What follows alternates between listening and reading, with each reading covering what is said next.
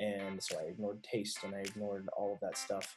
And I was bringing food to restaurants with me that I would eat myself. And I was asking my wife what she put, at the time she was my girlfriend, but I was asking what she put in this particular pasta so that I could go count those calories. And it was the single moment when I realized that it was a real mental issue that I was having, because it had started straining my own relationship, the one that was most important to me. It started straining relationships with my parents, because they were like, why do you care about this so much? It's just food.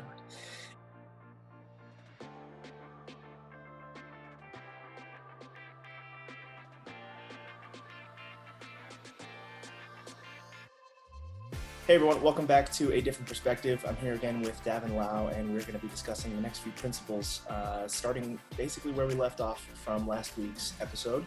And we'll give a quick recap on principles 4 and 5, which we discussed in pretty good detail in the last episode. And then we'll dive into principles 6 and 7, and then jump to principle 10. And there'll be a reason for that later on. So with that, Davin, go ahead and take it away, and let's recap a little bit about what we talked about on principles 4 and 5. Sure. So last week, we went over principles 4 and 5, challenge the food police, and discover the satisfaction factor. It was a great discussion. We talked about a lot of things regarding our inner egos and the voice within our head about food. We talked about society's voice within our food choices and decisions, thoughts and beliefs, and how to kind of challenge those ideas and navigate those situations. And the next thing we did was talk about satisfaction within eating, and what that might feel like, what foods bring you satisfaction, what that experience might feel like. We furthermore talked about what satisfactory exercise feels like, or movement, kind of a different perspective within exercise, for athletes, for people with different goal-oriented purposes within their movement. So definitely encourage anyone who hasn't seen those two to go and watch that before diving into this episode. In which this episode, we're going to be talking about principles 6, 7, and 10. 6 being feel your fullness. So a little bit different than satisfaction, and we'll explain what that difference is. Coping with your emotions with kindness.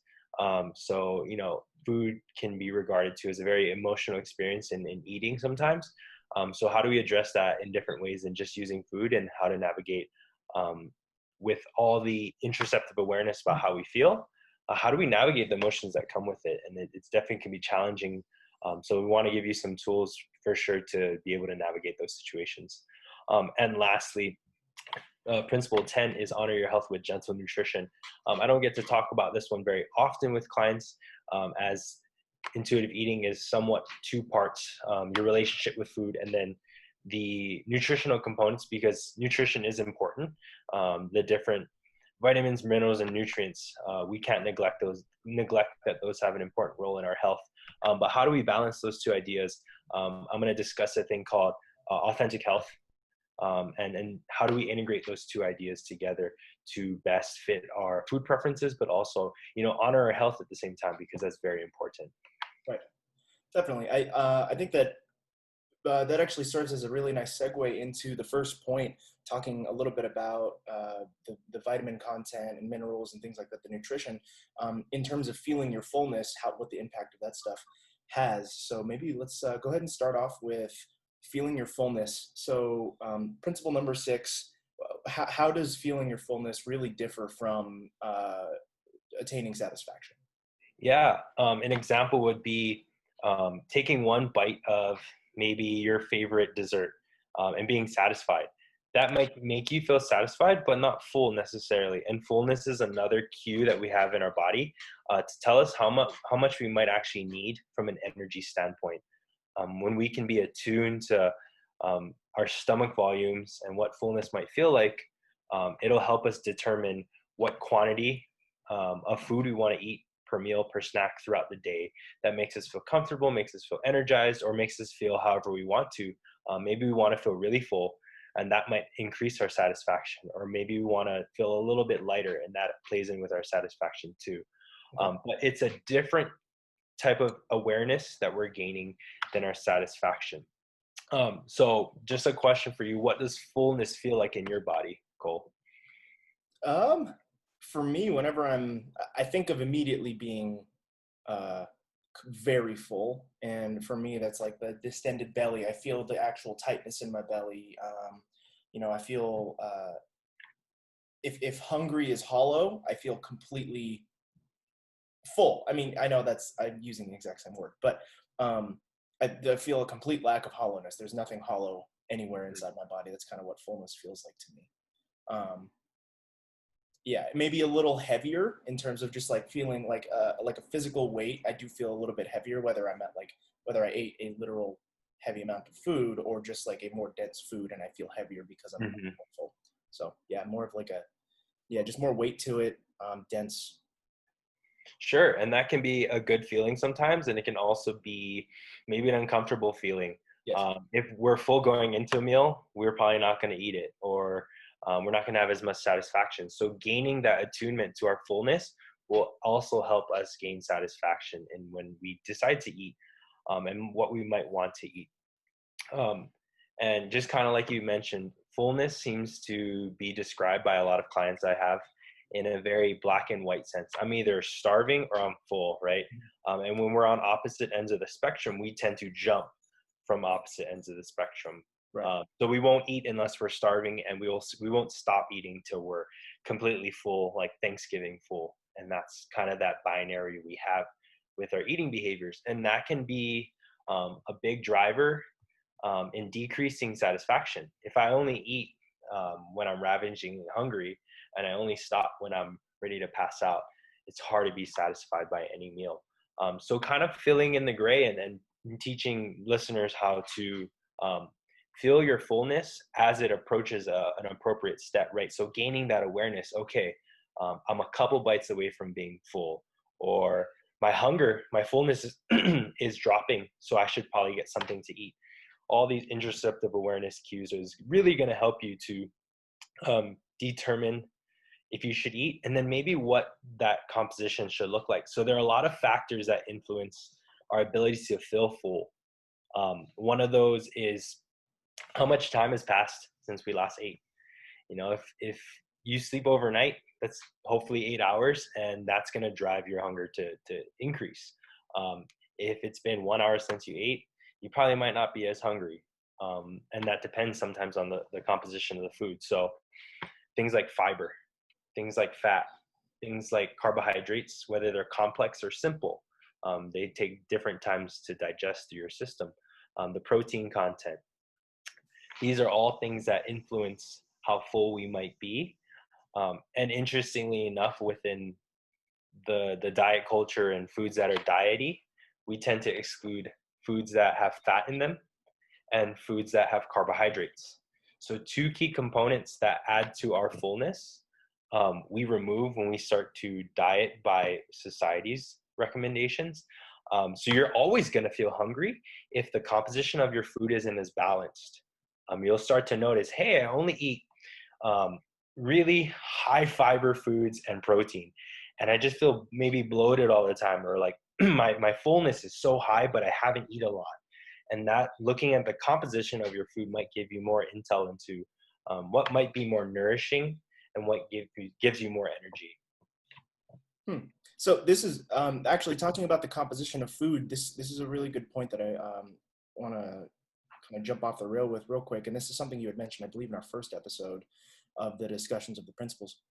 The total, the likelihood of an intuitive eater, someone who is eating for satisfaction, for interoceptive or using interoceptive cues, they tend to eat with most of these items: the fiber, the fat, the protein, the carbohydrates, vitamin content.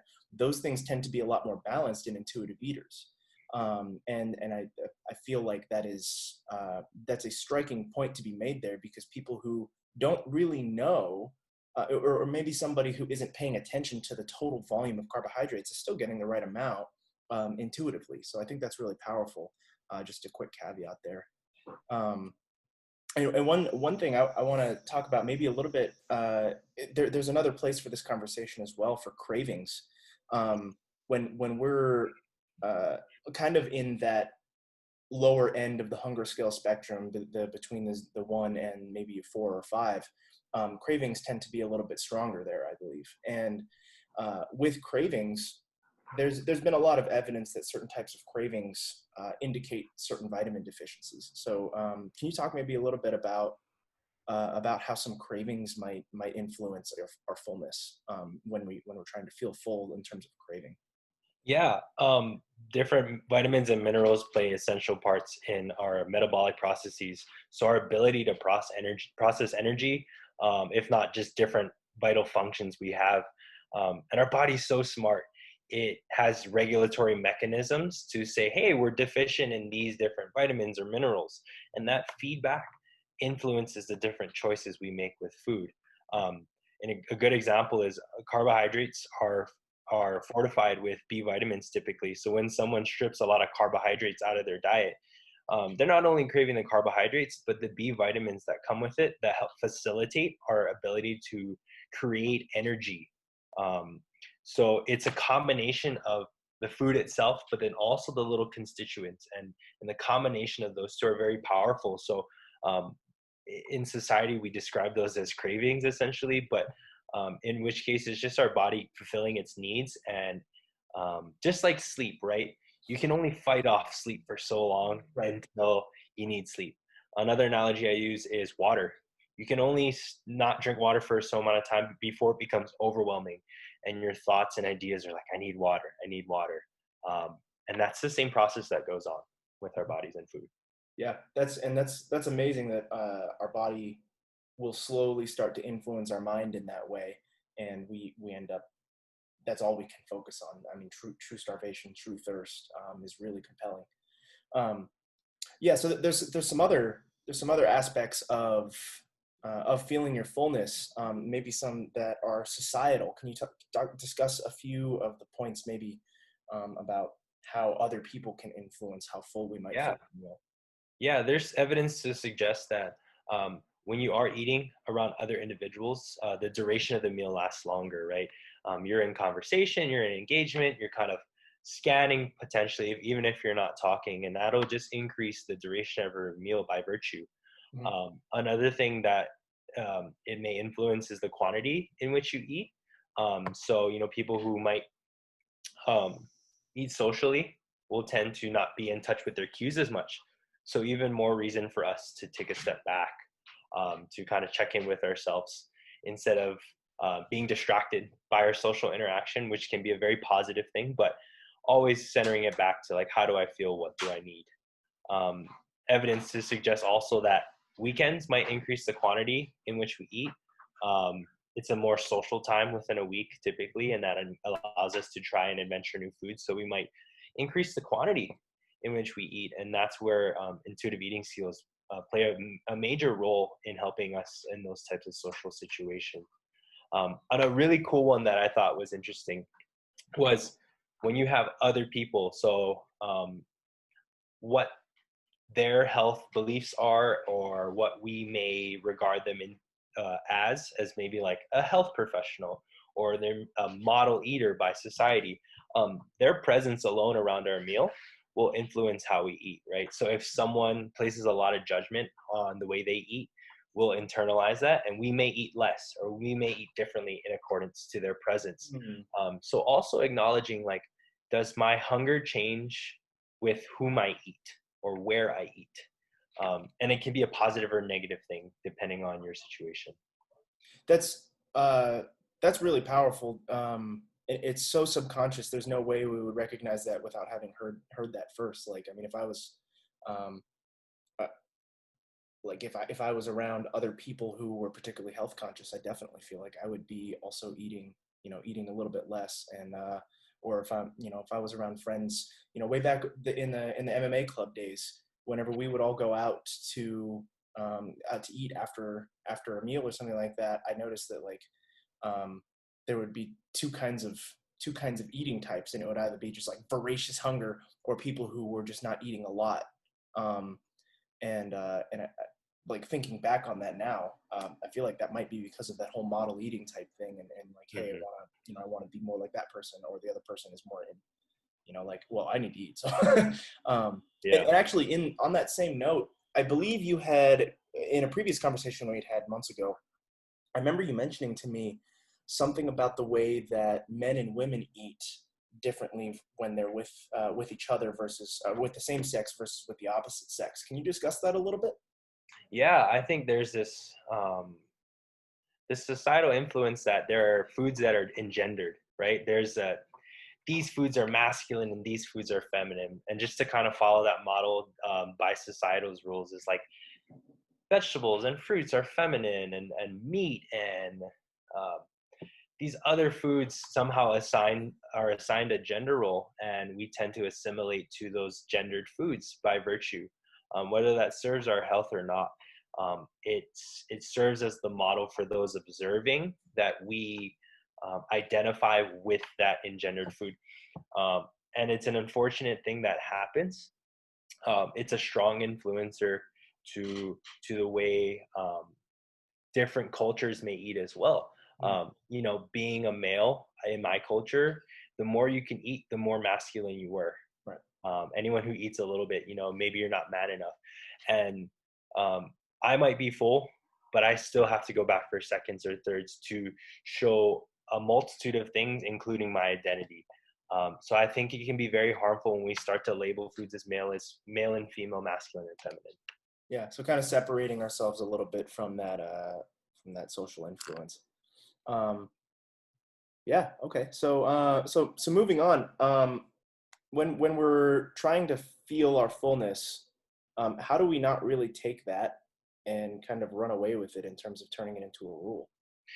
Yeah, you'll see intuitive eating pop up a lot in the rest of this year. It'll be popularized by a lot of companies who try to turn it into a diet. And the way you can turn anything into a diet is to create rigid rules around it. So this principle of filling your fullness, it really can morph into people saying, I feel full and therefore I shouldn't eat. Or I just ate, therefore it means I shouldn't feel hungry. So kind of saying that I should statement after using the fullness as a cue to whether you should eat or not. If it becomes so rigid, that can be very harmful. Harmful in the sense that people use that as a strict rule to make sure that they don't gain weight, right? If I'm eating beyond my fullness, that means I'm going to gain weight, and that's a bad thing according to some people. So kind of stepping away from that and keeping it just as one thing we can use to assess whether we should eat, what we should eat, and things like that. Yeah, and I think that ties into a little bit about our first discussion on the 4 forms of hunger, that because it's not a rigid rule, you can satisfy some other pieces of that hunger. I mean, if you are eating beyond your hunger, it might be situational. You might be down at the river and you're just eating, you're eating and you're celebrating and things like that. So it's keeping in mind that although this is a guideline, you have these other influencing factors that allow this guideline to be a little bit more open-ended. So with that, I mean, it's really easy to take a guideline and turn it into a rule. How do you practice feeling your fullness, and then in that same breath, not chronically turn it into something that you're just trying to practice that one piece? Yeah, a big ego that I'd like people to practice when observing their hunger is just being neutral, non-judgmental. So trying to be conscious and aware of, does the food taste good? Am I satiated? Things like that throughout the meal, kind of like our satisfaction checks. First bite, middle bite, last bite. Those types of things we can also do with our hunger, right? What's my hunger before I start this meal? What's my hunger in the middle? And as I start to teeter to a point where I'm getting comfortably full, I can tell myself, hey, I got a couple bites. I might eat this one. I might be done. I might eat a couple more and I might be done. But you're starting to approach a point where your fullness is reaching an end.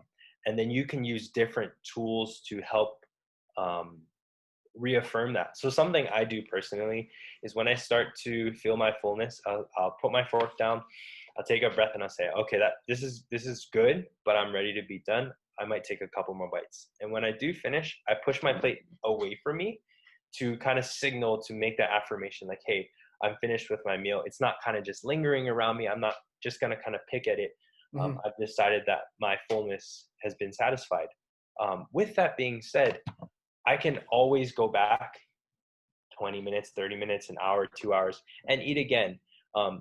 Being able to know that I can eat whenever I want thereafter allows me to step away from food when I feel comfortable, or when I think I feel comfortable. Okay. So when you're eating and you're making those checks like that, do you often make the fullness and the satiety checks at the same time? Do you say like, all right, at the beginning of this, I'm not at all full. I'm probably like a 3 or a 4, and I'm not satisfied because I haven't ate yet. And then like as you make your second check, third check, are you considering both fullness and satiety at the same time, or do you prioritize one over the other? It depends. It really depends in that some meals I know might not be as satisfying. For an example, at work, I bring leftovers, and then this is just a hunger thing. I'm not necessarily gonna get satisfied by this meal because I've had it already, and this is a leftover version. I just want to honor my hunger and get myself to a position where I can continue to work. So therefore, I'll focus more on the hunger portion to make sure I eat enough so I can continue, but not too much where I have to stop working. So prioritizing in that sense. Maybe sometimes satisfaction takes a bigger role, and maybe you're out to dinner with friends and you really want to uh, get satisfied by your favorite place to eat, and that might be the priority you take. Not to say they can't be done simultaneously, but you'll find yourselves in situations where one might precede the other, and you can use your own judgment to determine which one. Okay. Before we move on to the next point, I had just kind of thinking about this. There's one thing that I've been sort of struggling with, and it's like the idea that all of these principles are really acting at the exact same time, and it just struck me that this seems almost the principles are almost musical in terms of their synthesis together, and like every principle is a note in a particular in that moment, and in that moment like one note is more dominant than the other. So for anyone who might be confused on like, okay, well, I have to satisfy myself, or I have to satisfy myself, and then I got to feel my fullness, and then I got to think about these other forms of hunger and all of these, all of this. It's okay. It's okay to be overwhelmed by all of those different principles and just kind of pick one that seems like it stands out and address that first. Do you think that might be something that people can kind of like gravitate to? Absolutely. I think aiming for one principle at a time can be plenty, and different situations might be more appropriate. Like I might suggest to someone, just focus on making sure that you have appropriate fullness. You might not like all the foods or be super satisfied by them all the time, but you've got a busy schedule, and we need to make sure you have enough to eat so that you can focus on what you're doing. Alternatively, I might have someone else who is too into their hunger. I'm getting hungry, this and that. Let's just focus on being satisfied. Let's figure out what foods you like, and you might go hungry more times than not, but that's where we can work on giving yourself permission to eat the foods that are satisfying to you. So identifying where you're at is a big key, and working with a registered intuitive eating counselor is a big part of figuring out what need might be first for you. Okay, cool. Yeah. So let's continue on. Maybe we have something that we wanted to chat about last week that we didn't quite hit. So you have a note in here about air food. Can you describe what air food is? Yeah. So in diet culture, we've kind of demonized this idea of hunger, right? You're hungry, you shouldn't be hungry. Being hungry leads to eating foods that you shouldn't eat or are bad foods. And that really takes away from us to be in tune with what we'd like to eat or how much we'd like to eat. Something that can also influence that is our diet foods. Diet foods lead to short-term fullness, but absolutely no satisfaction. Some examples of that are very high fiber foods, foods with sugar alcohols in them potentially. So like diet foods, diet sodas. Nothing against those foods. If you like those foods, that's perfectly appropriate. but they're not a substitute for food with energy and nutrients in them. So we need to remind ourselves that it's okay to have these foods, but they're not a substitute for um, foods with energy, because those are going to give us the greatest satisfaction and honor our health and our hunger the most appropriately in that case. Yeah. So one example of food that kind of comes to my mind in terms of being an air food that somebody might not think is necessarily an air food is like celery. I mean, it's like it's a dense food. Everybody considers it to be a vegetable, but it's 99% water. And then the other percent that's not is just cellulose, and you don't really digest it. So, I mean, calorically, there's nothing there, but it makes you feel your fullness without satisfying anything else. So it can be dangerous to try and just satisfy the fullness without actually providing your body any nutrients. Yeah, on that same note, I think there's this trend that we associate with health and wellness, but in reality, it's um, a version of denying your hunger, in that someone might like to eat raw vegetables. I'm not attacking those individuals. But the only appropriate snacks I can have are raw vegetables, and raw vegetables have lots of fiber in them, lots of water, like you said. They bring some satisfaction to some people, but I'd argue for most people they don't, and they'll lead to you being full, right? So your hunger isn't distracting you anymore. But keeping that in mind, that these air foods just create volume. It's suppression, yeah. It only suppresses that voice of hunger, so that when it comes around to maybe dinner time, when you've denied your actual hunger, that voice is going to be screaming at you rather than politely telling you that you need to give it actual food. An example you see of that is people eating diet or drinking diet soda in substitute of regular soda, and they drink copious amounts. That, in combination with the caffeine from the soda, can suppress someone's hunger. And in the back end of things, they end up being ravagingly hungry. So that's kind of one of the downfalls of using diet products, in a multitude of others. But specifically, that I see diet foods used by so many people to just suppress hunger. And that's the only role. That's the only role of it, is they're denying their hunger for as long as they can with these foods, so that hunger says enough, and then they end up binging or doing something that's a negative health behavior. Okay. So consider the purpose of why you're eating, of why you might be eating this food. Am I eating it because I want to eat it, or am I eating it because I'm trying to make it the next couple hours? Okay. So I mean, you made a quick note there about ravaging hunger. Is there a place for ravaging hunger? When we hit that point, why isn't it okay to just stave off ravaging hunger for a moment? Yeah, I think when we get hungry, that means there's a need not being met. Similarly to oxygen, right? When you can't hold your breath anymore, and you're on your last breath of air, you're going to come back with a vengeance. And typically, we meet our ravaging hunger with binge eating copious amounts of foods beyond any of our internal cues. There are times, though, where our hunger can be insatiable. So we will always feel hungry no matter how much we had ate.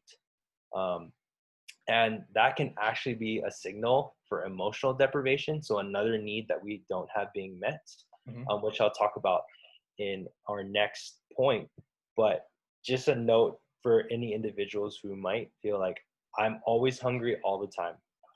And you may eat actually a large quantity of food from a nutrition standpoint, but there is a missing piece of it, of your hunger that you actually feel, and it manifests in food.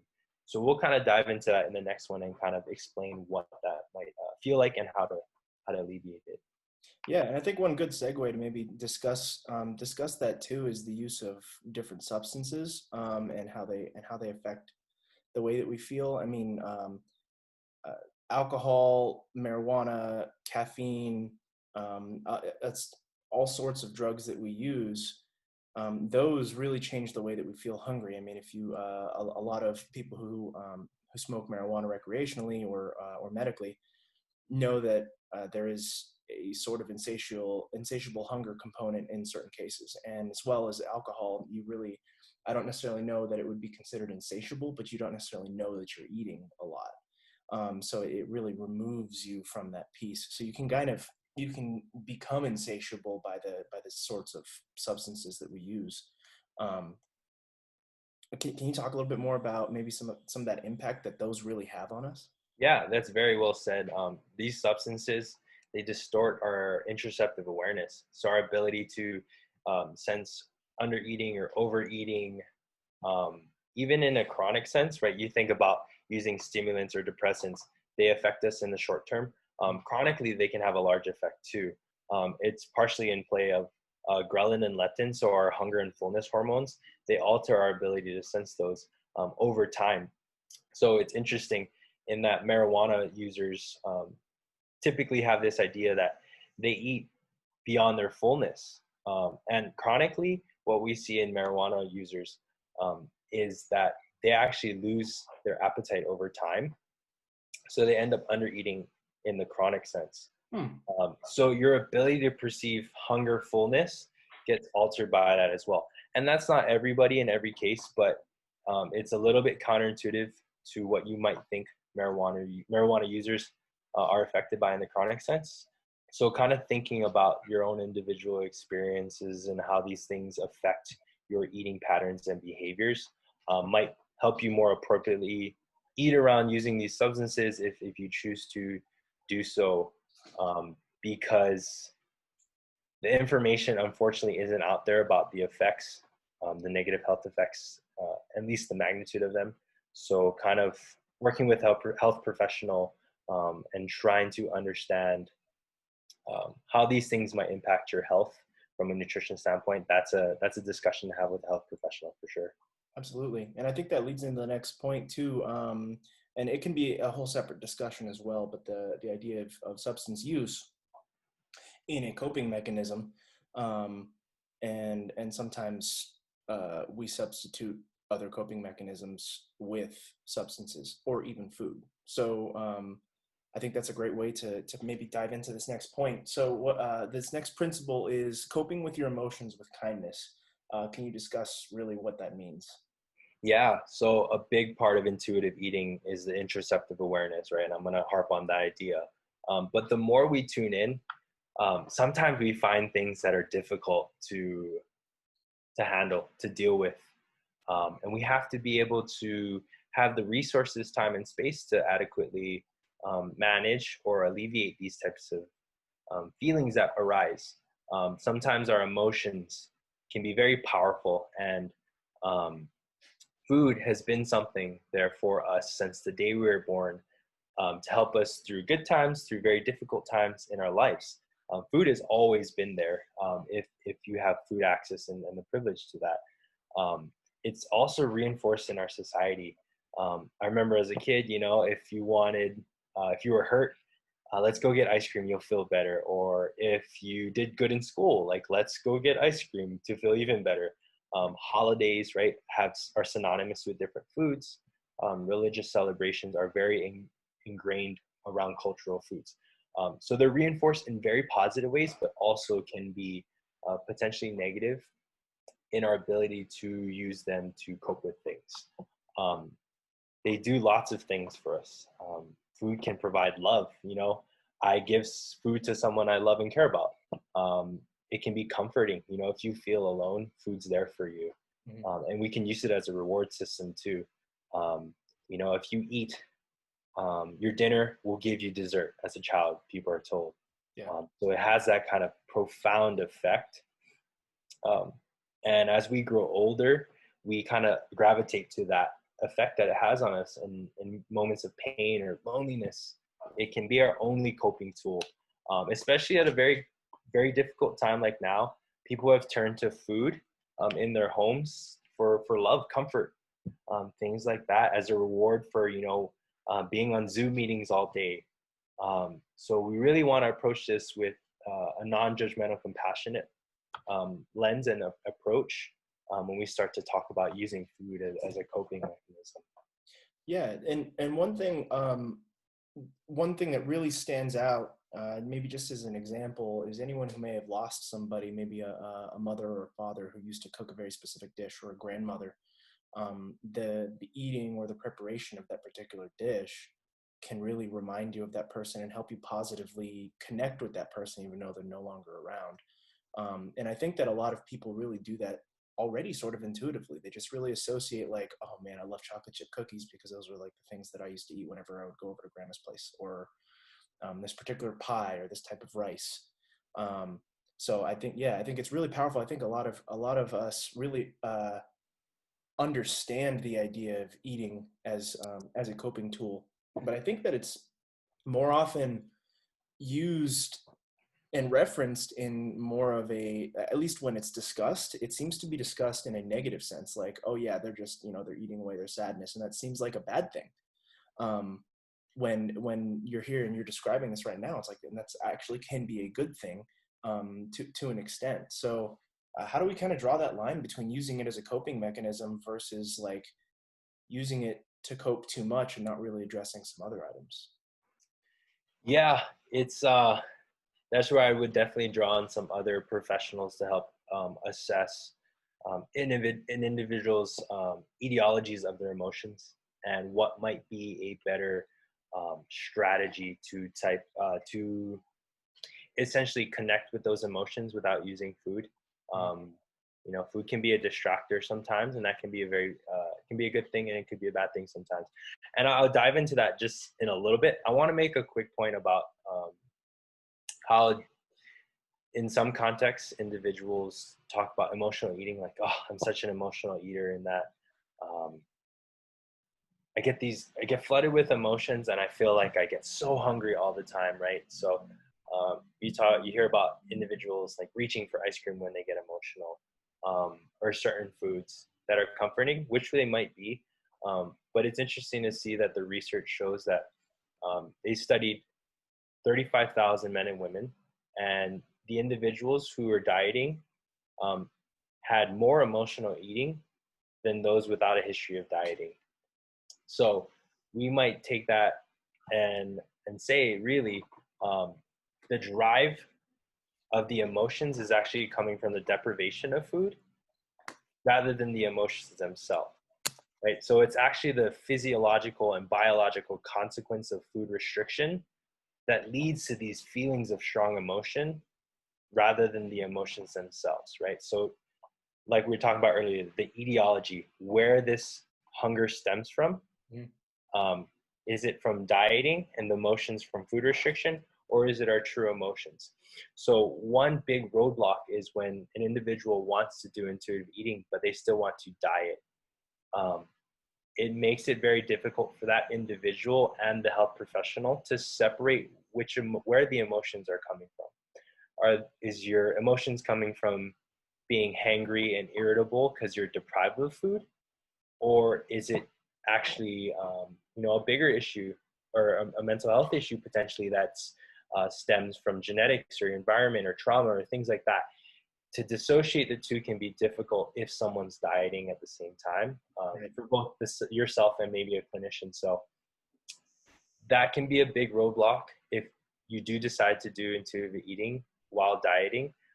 This particular point can be difficult to work through. Yeah. I feel like you touched on that on one of the last episodes, kind of with the stress.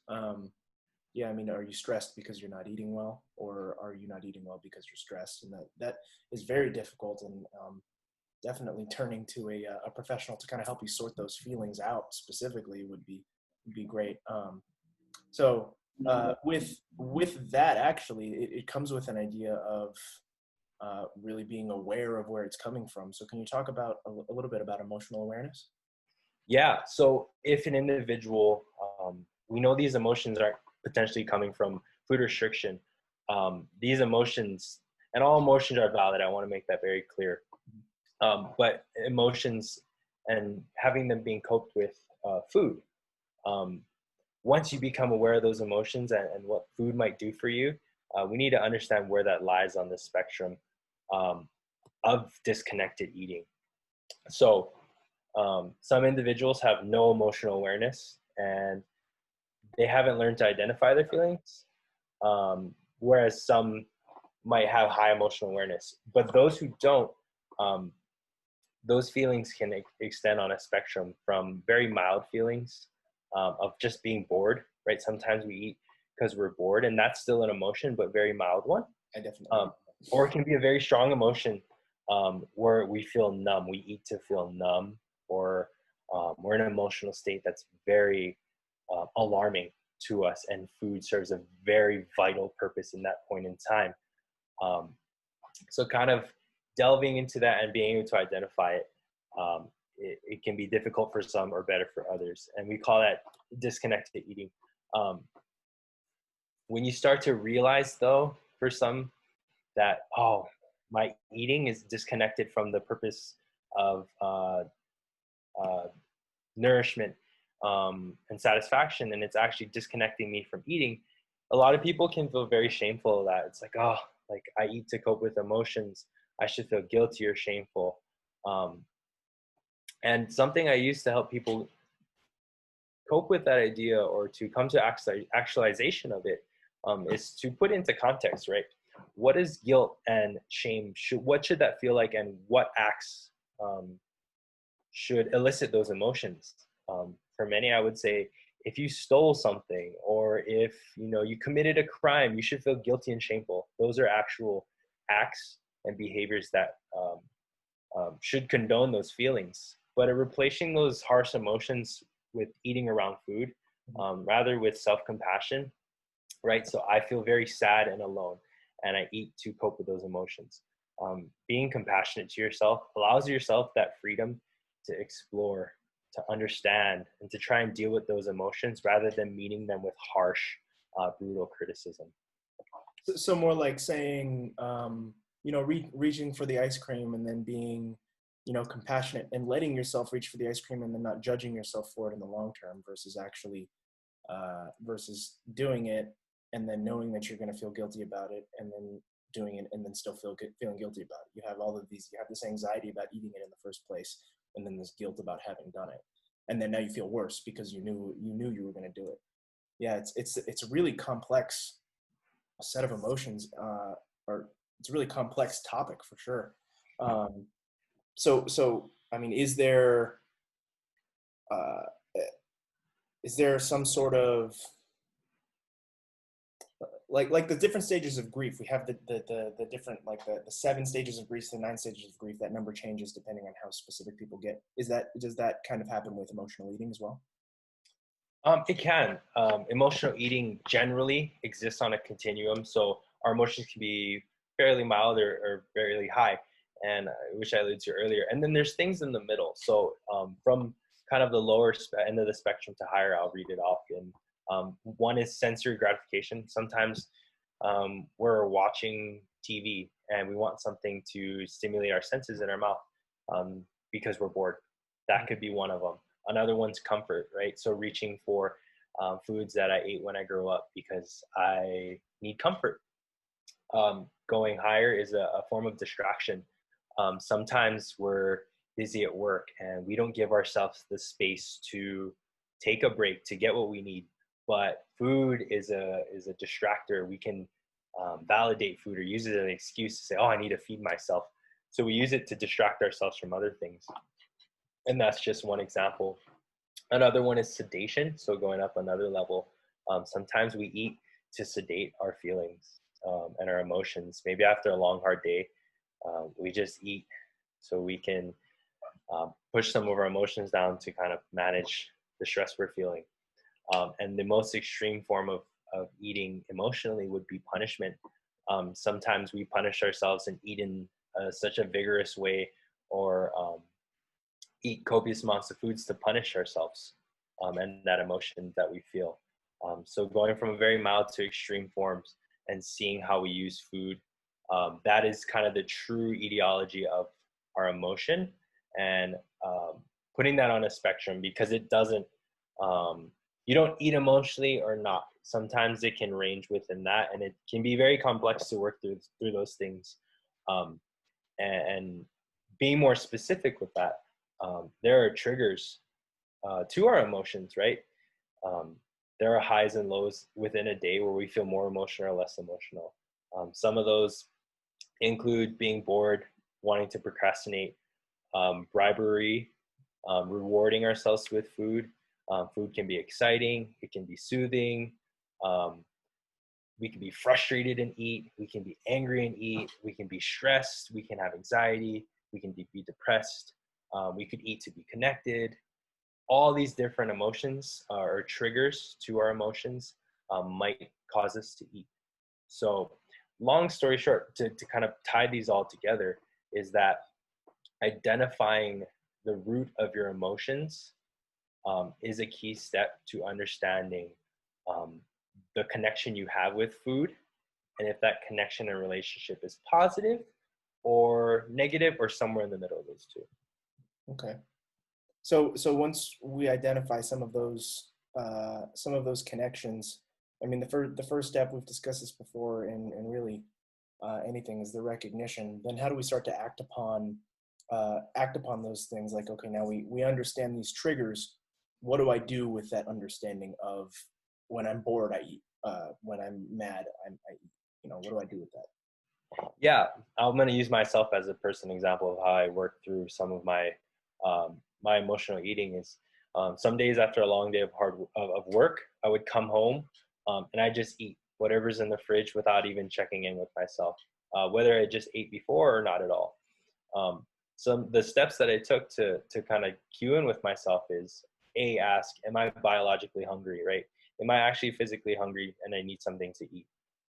The next thing is, what am I feeling? Some days after work, I felt stressed. Some days I felt happy.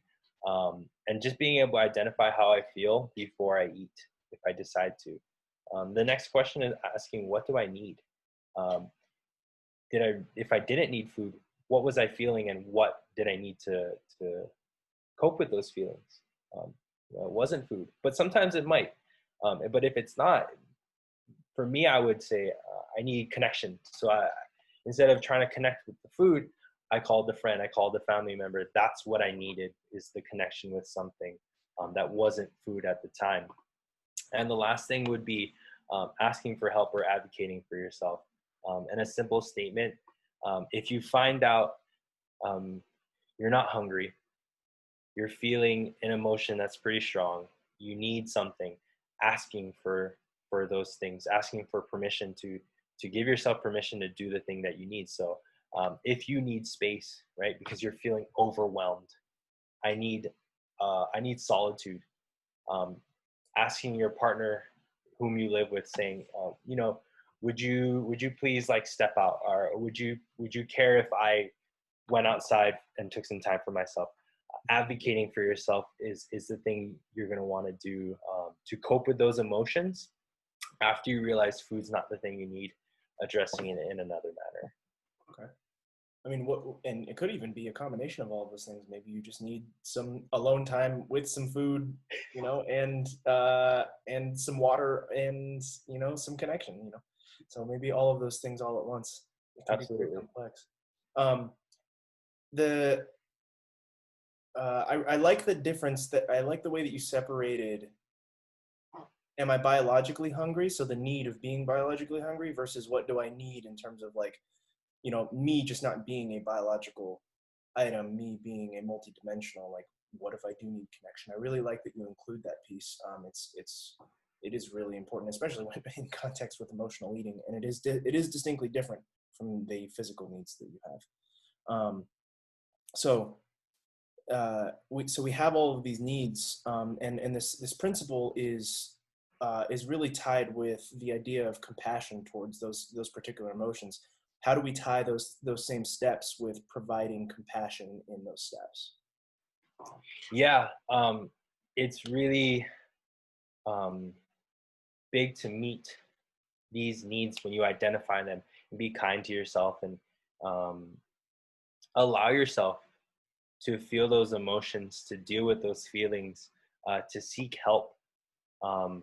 That's going to be the primary strategy when you come to that actualization that, gosh, food is my only coping skill, and I'd like to build other skills and tools and have other resources to deal with it.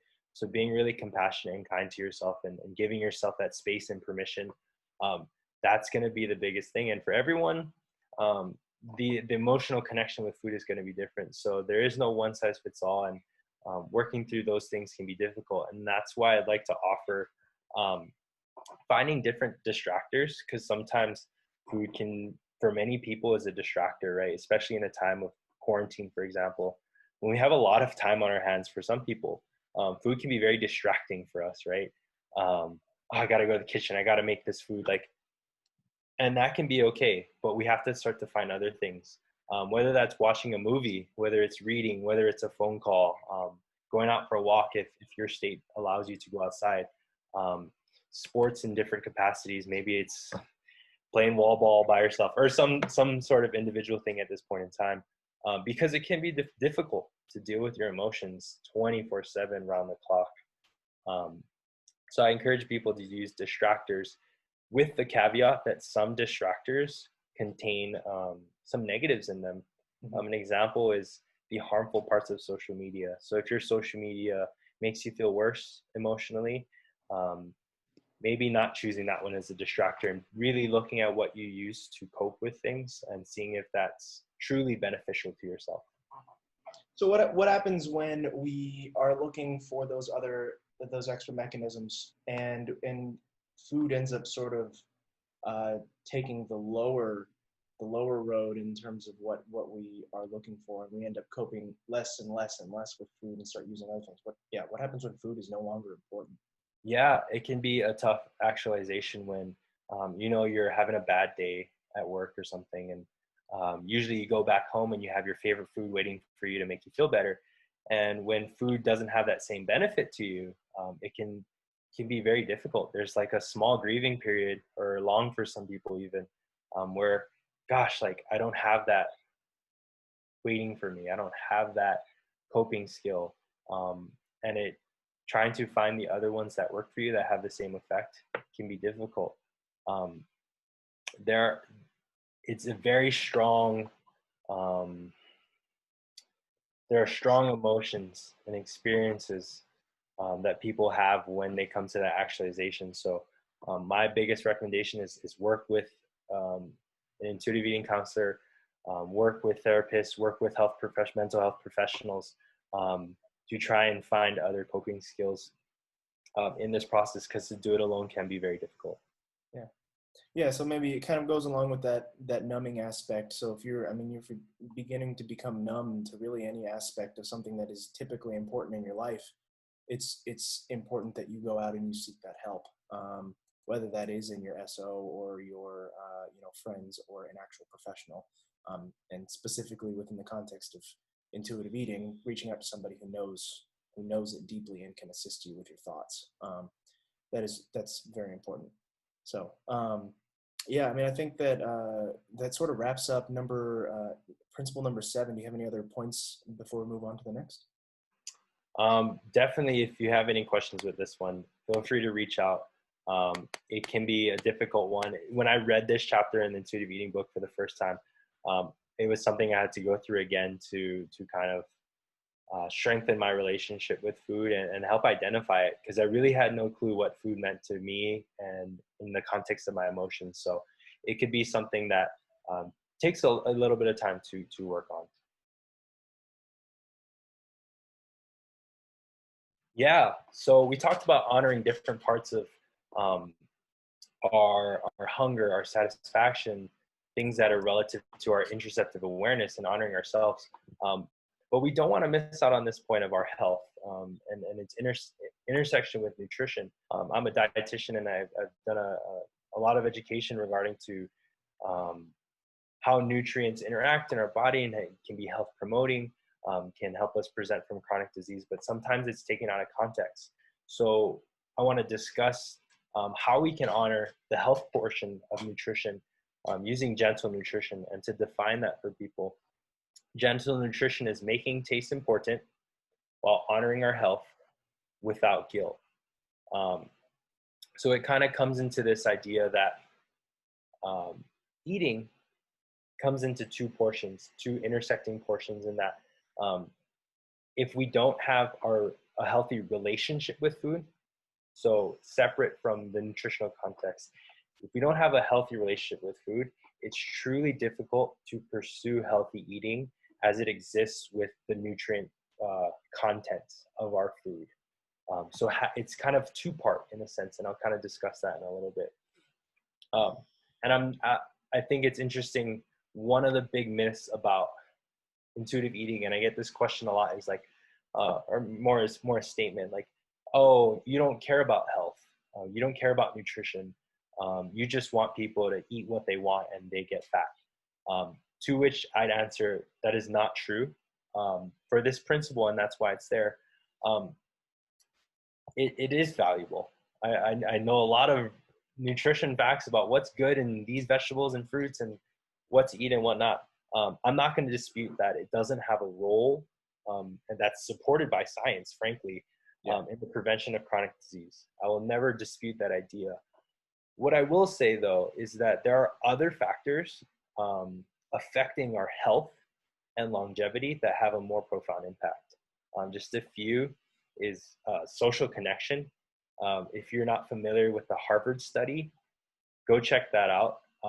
That's a large, it's a study that was done in the 30s that showed that quality of life and health and longevity, a huge determinant of that was our relationships and social connection. So very interesting piece in all of that. Mm-hmm. Another one is adverse childhood experiences. Things like trauma when you're young can have a more profound effect on your health. And lastly, kind of to lump a big group is social determinants of health. So poverty, racism, where you live, the education you have, access to healthcare, environment. So if you have clean air or clean water, all those things have a massive impact on your health, even more so in some cases than the nutrients in your food. Yeah, you'd mentioned that in a previous episode that zip code can really have a huge change on how you are able to eat, what opportunities you're given. And very specifically, one thing that comes to mind is in a lot of impoverished areas, rather, if you look at some of the laws that are in place, they in certain impoverished areas, they can sort of what am I trying to say? They can be unequivocal just across a zip code line. You know, I mean, the way that food is presented in certain areas, maybe in a richer area, people just because it happens to be a richer area, just because the politics in that area allow for those schools, for example, to get more access to better nutrition, like more nutritious food and better food education. And then in impoverished areas, that sort of seems to take a back seat. And in other cases, certain grocery stores that tend to have more like whole food options or something like that don't tend to pop up in certain areas. And that is such a huge factor that really it kind of scared me, honestly, knowing that our politics and the way that we draw our lines is affecting us so strongly. So yeah, very scary. So one thing, this is definitely something that a lot of people who approach nutrition from a fitness aspect really love to talk about, our genes and our biology and the chemistry. And for me personally, that's what sort of attracted me to exercise physiology and nutrition in the first place, because I'm really fascinated about that stuff. The fitness industry is a multi-billion-dollar industry that has really focused on selling the idea of our genes and our biology and the health behaviors as it results to just those two items back to us. And we put such a huge focus on it, but how big is that focus really in terms of our total health? Like how important is exercise and the biology in our health? Yeah, there's evidence to suggest that things like our genetics, our biology, and our health behaviors, including nutrition and exercise, really only account for about 25% of our overall health. I've seen other studies that show less, maybe a little bit more, but not nearly as much as we think. And that kind of is reflected by our media. We relate an individual's body size to their health and make it a moral thing, right? This person has control of what they eat and therefore they have control of their health. When in reality, the hand that they were dealt was not your same hand. Um, so really kind of contextualizing that, we really want to identify the larger portion of what affects our health, which I had previously mentioned with social determinants of health, and try and look at those things in it and elevate their importance. I don't mean to undermine, exercise or nutrition. I love those things, but I'd like to elevate the other 75+% that actually impacts an individual's health and actually allows more people to have access to better health. Yeah, and I think that we can do that without having to undermine the idea that exercise and nutrition are important. I think that we're able to, I don't think that those are mutually exclusive. I think that we're able to raise it all up at the same time. But in our society right now, there's such a huge aspect of it that's focused in that one area that maybe it's time to take a little bit of a step back, in certain spots. You have one note in here that I definitely want to discuss is the idea of orthorexia. This was a term that you had introduced me to, the obsession with healthful eating. What has that effect really had on us, as a society? Yeah, orthorexia was discovered maybe not as recent as some news might portray, but it's grown out of proportion into the focus on nutrition and making sure we're eating and exercising in certain ways to where it becomes obsessive and it actually impacts the quality of our life. You may see individuals portray themselves on social media as healthy, when in reality that relationship with food is actually strained. And that kind of relates to this idea of nutritionism, which is a coined term.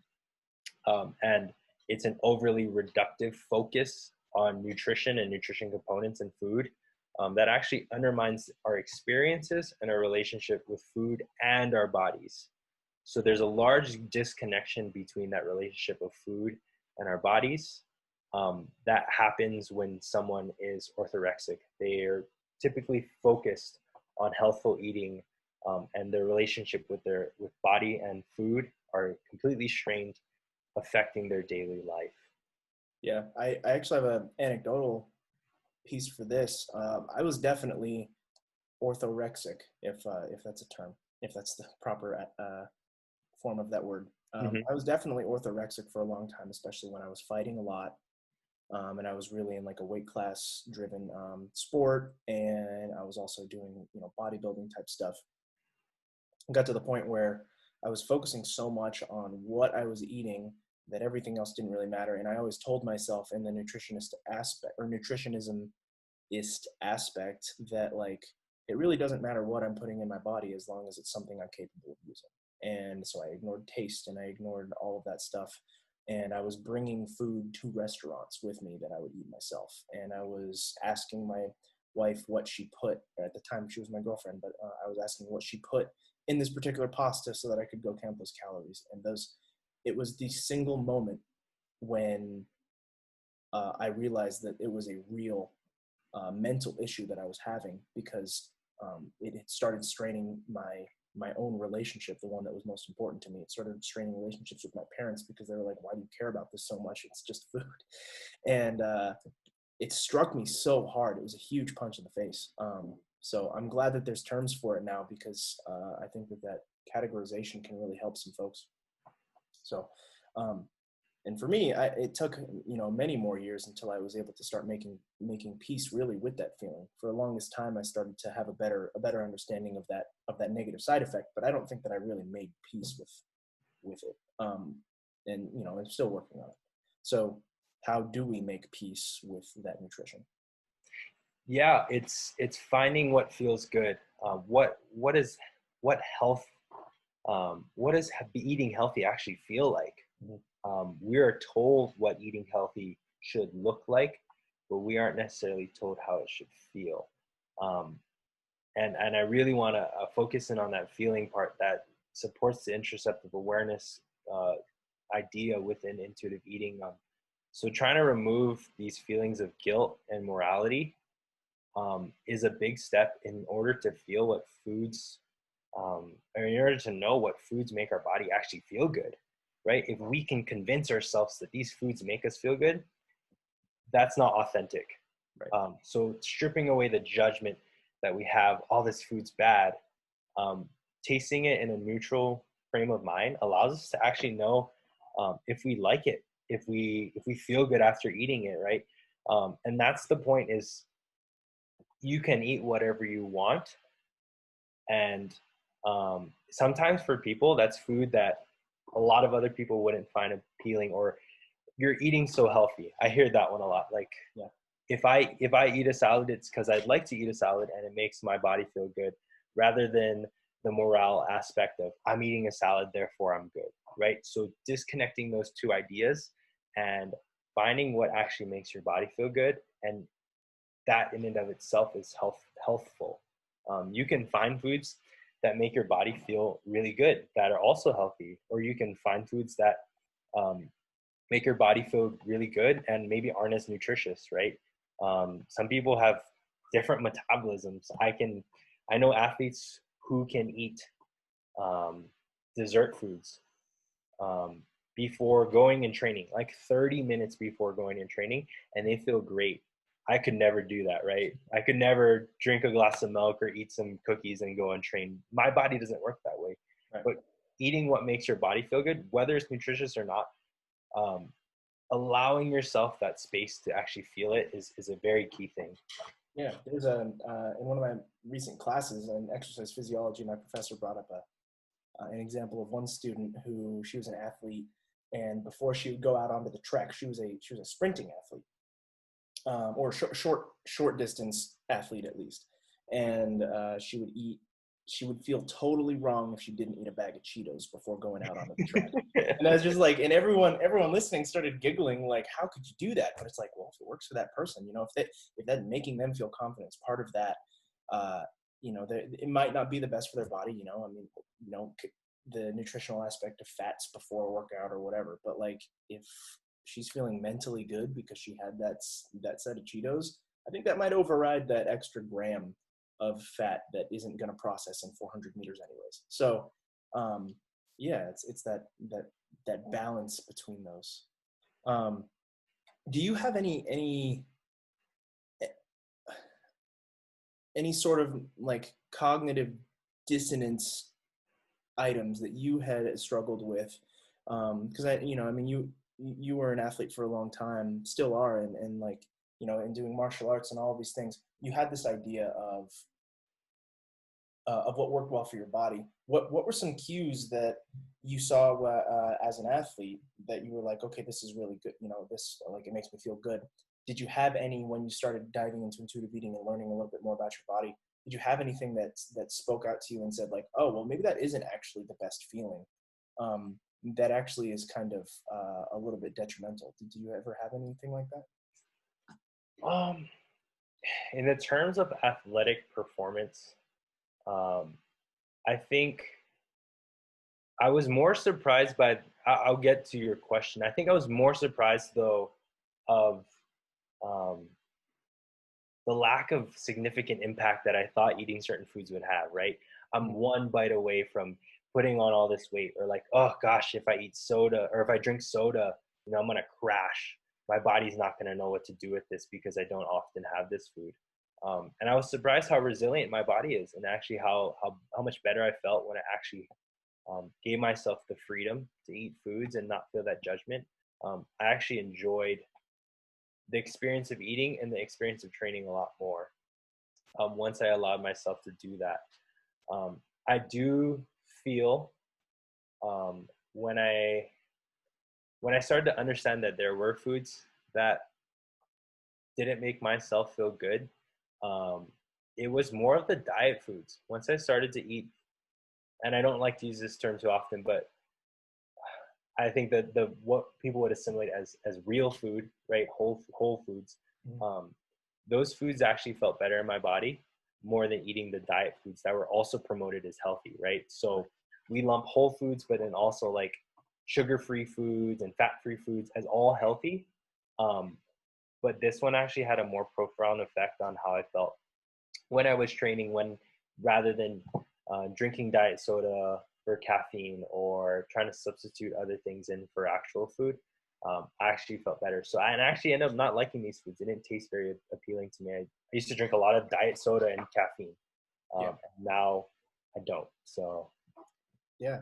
Yeah. I asked that because there's one example that I have which is I had this feeling of sort of like thermogenicity.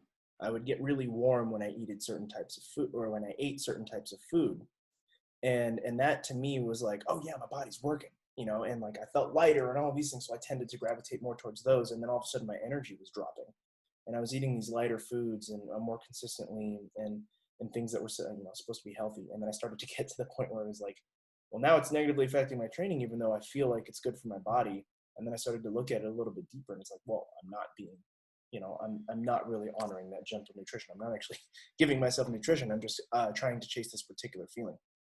So in that particular case, my interoceptive awareness was wrong, or at least what I thought it was, because I was taking this external notion of what is supposed to be healthy, and I was applying it to how I was feeling, and I was changing the way that I felt about this particular cue. And I'm starting to realize more of those. Some are more subtle than others, but I'm starting to realize more of those as they pop up. yeah, to build off of that, it's an experience thing. Part of intuition is using experience on top of your feelings, right? Using that experience to also guide what your decision should be. Your intuition are your thoughts and beliefs, but also that experience should interject and say, but hey, remember that one time we followed our intuition and it didn't work out? Let's pull that in and see if that changes what we might do. So I want to also reinforce the idea with listeners that just because your intuition tells you something, let your experience voice kind of get in there too and say like, hey, like, I wanted to eat like 20 cookies, and I honored that and it was great. But we also had to train. We had a huge practice and I felt terrible.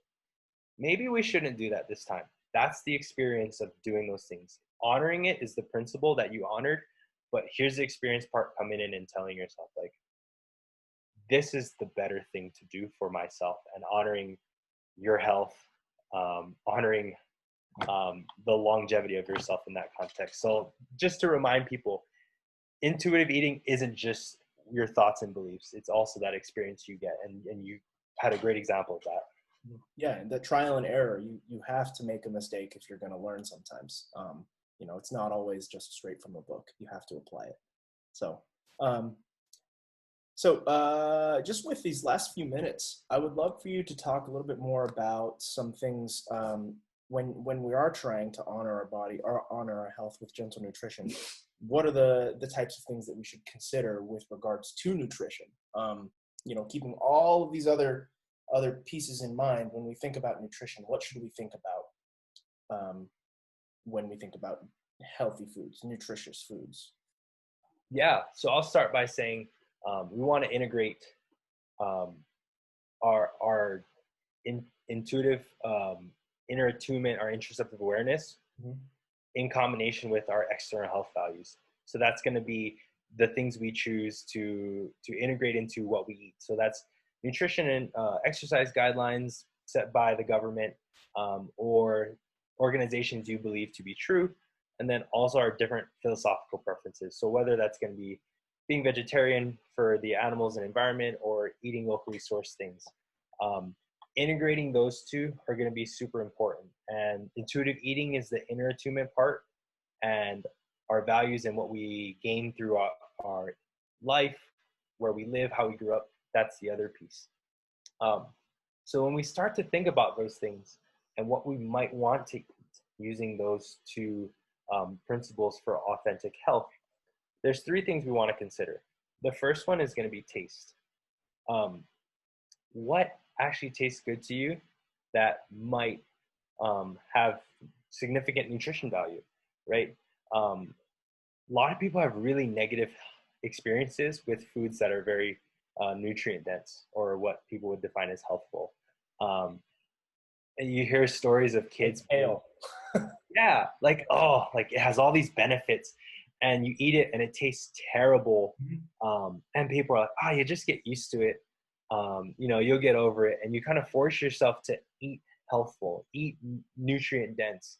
Um, and that experience alone can ruin the taste portion of it. So a huge part of it is eating things that taste good to you. Um, and that can be convoluted with diet culture and telling us that these new healthy foods are trendy, or pretending like we like certain foods that are fake, right? Like, and not a knock on some people, but this huge trend of, instead of eating regular rice, we're gonna eat cauliflower rice. Instead of eating regular pasta, we're gonna eat zoodle pasta from zucchini. Um, if you authentically like those foods, awesome, Sweet, yeah. but not pretending to like those foods, that's not honoring your health, or your satisfaction, or any of the other ones. So really understanding, like, um, thinking about our experiences with healthy foods or healthful foods, and trying to understand what actually is satisfying to us. And then that gives us the option to integrate new variety, try new things, instead of being ridden off with one negative experience. The next thing is quantity. So not too much or not too little. And intuitive eaters actually don't struggle with this one a lot. It makes it difficult when public health policymakers, the new campaign that was started in 2010 to 2015, and then now into 2020, was the My Plate. So portion sizing, right? That was the big thing. Like, if we just change portion sizing, the health of the country would get better. When in reality, it was our inability to honor our fullness, hunger, and satisfaction. That was the true cause of people excessively eating, rather than the portion sizing. So, following those three principles allows individuals to eat what's appropriate for their body. And a note on that is that changes every day, right? So your My Plate recommendation works for one situation maybe, but how much someone needs to eat or what they need to eat can change on a day-to-day basis, and it's influenced by gender. It's influenced by the amount of muscle mass we have. It's influenced by the activity level. So many influences. So the more we can tune into our body, we'll know how much we need to eat, and we'll know what we need to eat. And that's kind of the beginning, middle, and end. And it's really just eating. It's not a diet. There's this funny saying that people say, if there wasn't diet culture, intuitive eating would just be called eating. Yeah, true. And that's what it truly is. It's just eating. Yeah. Maybe one more note to talk about the quality of the food. That's the piece that a lot of people kind of jump to when they consider the healthiness of food. What sort of information in terms of quality of food do we need to be considering? Yeah, so we're advised to eat, these types of foods. Examples are fruits and vegetables, really generally. Healthful fats, things that are unsaturated rather than saturated, nutrient-dense foods. Generally, people know this information because it's largely campaigned, and I think our education system really highlights and profiles these types of ideas, as evidenced by our nutrition facts labels. What's difficult, though, and what I advocate for people to do is to take in information as much as you can, to the point where it doesn't trigger guilt or shame, and it fits in with your external health values. So that's another thing we're talking about. Sometimes this information gets so convoluted, we just feel like we shouldn't eat anything. So really kind of picking and choosing what fits your values of, these foods are foods I enjoy, that align with my health values and make me feel good and make me feel like I'm making the right choices, which can take some time to work through. And that's why this principles last. And working on the relationship with our food first, with the first 9 principles. And then the last one is thinking about the nutrient content of the different foods, but making sure we have both. That's kind of the bottom line with it. Right. And I like that it's last, because it seems like most of these principles, if you have the first 9 down, the 10th principle just kind of already makes sense. And I think that's the point. It's the actual peak of the pyramid, the point that, like, well, now that you have all of this, you can consider all of these things together. Yeah, and that's important. one last little note. I was at the grocery store the other day, and I got these. I was just considering what I wanted to eat for lunch throughout the week, and I was looking at these like spin trap tortillas. And in some cases, there's like certain types of tortillas that aren't made without any flour, and it's like not very dense. And so I used the nutrition label in terms of information, and I looked at the amount of carbohydrates and stuff in it. And not saying like, okay, that's way too many carbs or that's way too few carbs. I was just like, okay, as a reference, knowing the content of the food, like, is this likely to satisfy me? Am I likely to get bored with this food throughout the week? Am I going to need more as a result of not having enough for this particular, item that I'm putting in? And that really helped me use it. And I ended up being really satisfied with the meals all week. And for me, that was a nice success, being able to use that information, but not so hyper focus on it that it became the sole item that I was looking at. And I wasn't grabbing a nutrition label. I was grabbing a piece of food that had nutrition label with it. So, yeah. That's a perfect example of integrating your beliefs with the external information that you're getting and making a decision using both. That's awesome. Yeah. So do you have any other points to make towards the end? I mean, we went over time a little bit, but that's fine. I mean, this is okay to be a bit of a longer one. Yeah, I think the 10th principle is a very interesting one, and I think there are lots of questions that I get because I do know a lot of nutrition facts and things regarding research, and I think research is a great thing for nutrition, but I think we have to always keep in context that the research that is done on exercise and on nutrition are typically done in a research setting, which is a bubble. What we do know is that health does not exist in a bubble. It's influenced by lots of other things. So the information that we gain from research is more times than not theoretical, right? If it exists in a bubble, it would work. Unfortunately, the clientele and patients we work with don't live in a small bubble. They're influenced by a lot of things. So we have to, as health practitioners or even just fitness and wellness advocates, have that perspective that there's so many things going on, and it helps us to understand what that individual, where they're at, where we can meet them at, and what they need. So always trying to keep that in context when we discuss nutrition information as it regards to nutrients, saying that all information we have about this typically exists in this setting at one point in time, but here's everything else. And just setting that as the basis of your conversation, because I'm happy to have conversations with people about the nutrition research. I love that. But keeping it in this, containing it within this spectrum is important, and not trying to extrapolate it to beyond what it is. Understanding its context, yeah. And that's something the fitness industry really likes to do. They take a piece of nutrition knowledge and then they run away with it, and then entire supplements come off of it before that piece of nutrition data is even confirmed to be in more than just one singular population. So yeah, battling with all of that can be tough for sure. Okay. Yeah, well, that's pretty much our time for today. That was a little bit of a longer one, but I think it was all super qualitative or quantitative. I think that there's a lot of information there for people to unpackage. And again, we'll reference people to the actual Intuitive Eating book.